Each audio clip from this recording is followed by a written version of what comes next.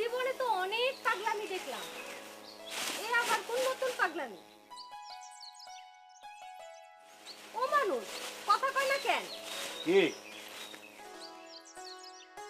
আমি বলছি কি, এআইসিসি ক্লাব থেকে আইসা এইটা আবার নতুন করে কোন পাগলামি শুরু হইলো?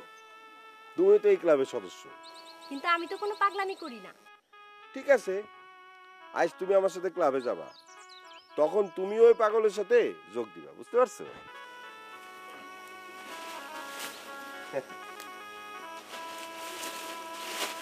ধরো তো একটু, ধরো ধরো, নাড়া দাও। আপনারা নিশ্চয়ই জানেন রান্নাঘরের পরিত্যক্ত জিনিস যেমন সবজির খোসা, ডিমের খোসা, মাছের আঁশ, হাঁস মুরগির নাড়ি ভুড়ি, ফলের খোসা ইত্যাদি ছাড়াও আপনার বাড়ির গাছপালা লতাপাতা দিয়ে জৈব সার তৈরি করা হয়। তা তো জানি, কিন্তু ওইটার সাথে এই পলিব্যাগ কম্পোস্টের সম্পর্কটা কি?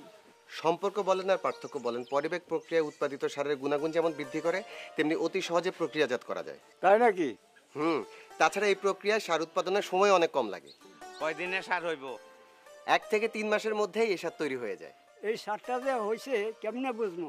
পলিব্যাগের বাইরে থেকে দেখে যখন বোঝা যাবে সবকিছু পচে ঝরঝরা হয়ে গেছে, তখন পলিব্যাগের মুখটা খুলে ওখানে একটা কাঠি ঢুকিয়ে দিতে হবে।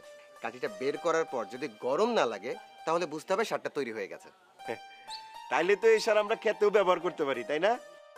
শুধু নিজের জমিতে কেন, আপনারা চাইলে বেশি বেশি করে সার উৎপাদন করে নিজেদের জমিতে ব্যবহার করার পরও অতিরিক্ত সার বিক্রি করে একটা বড় রকমের অর্থ আয় করতে পারেন।